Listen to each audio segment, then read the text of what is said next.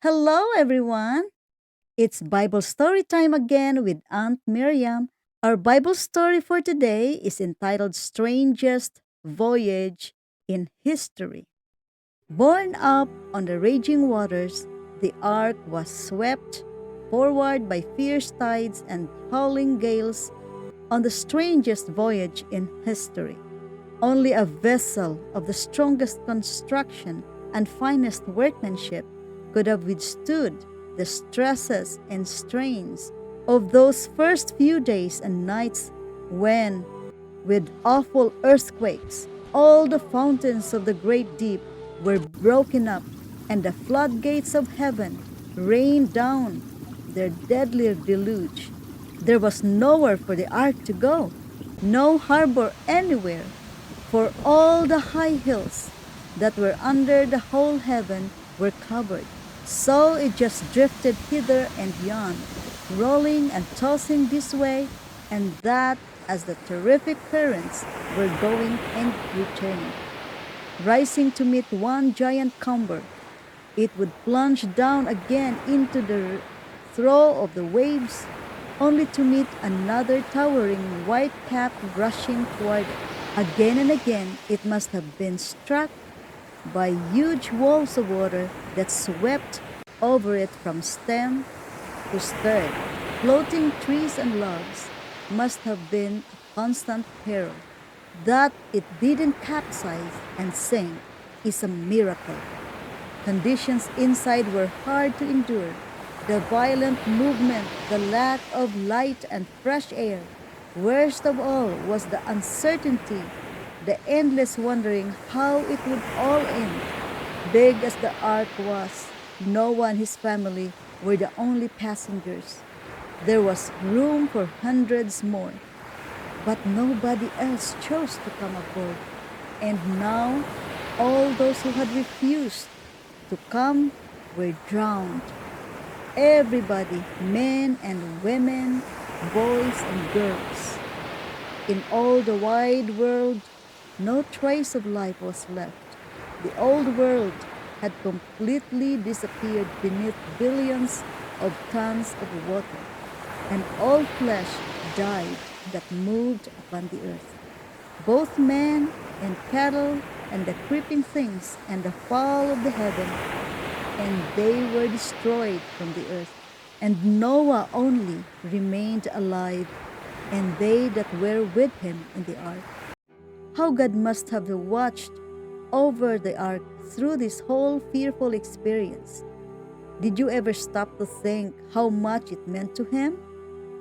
All his hopes and plans for the world depended on that little handful of people inside it. Only through them could his promises be fulfilled.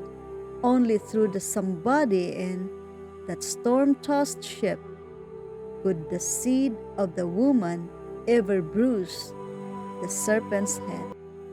How Satan must have tried to sink the ark in the height of the tempest. Could he have done so, he would have succeeded in defeating God's purpose.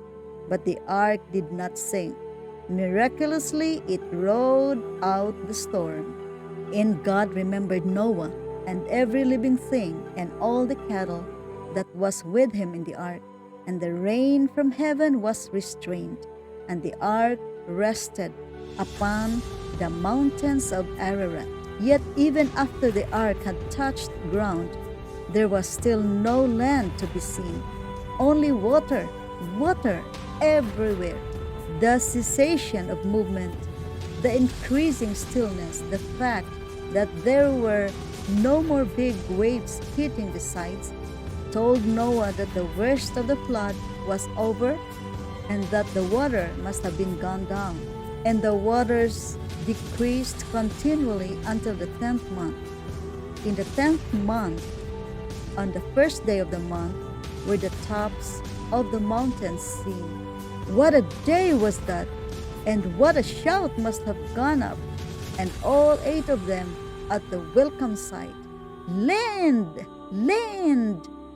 They must have cried with the joy of those who have been long at sea. Now Noah opened the window of the ark and let out two birds, first a raven, then a dove. The raven flew happily to and fro, but the dove returned, and Noah decided to wait a week and see how far the water would go down by then. At the end of the week, he let the dove go again. This time it came back with an olive leaf in its beak. All were cheered at this, for it showed that not only were the waters still going down, but that there were still at least a few trees standing. Noah waited another week and then sent the dove out once more. This time it did not return, and Noah felt sure there must now be much land free of water. So he removed the covering of the ark and looked, and behold, the face of the ground was dry. The rain had stopped, and the sun was breaking through the clouds. The flood was over, and the strangest voyage in history had come to an end in the strangest way you could imagine, with the ark resting on the mountaintop in Asia Minor.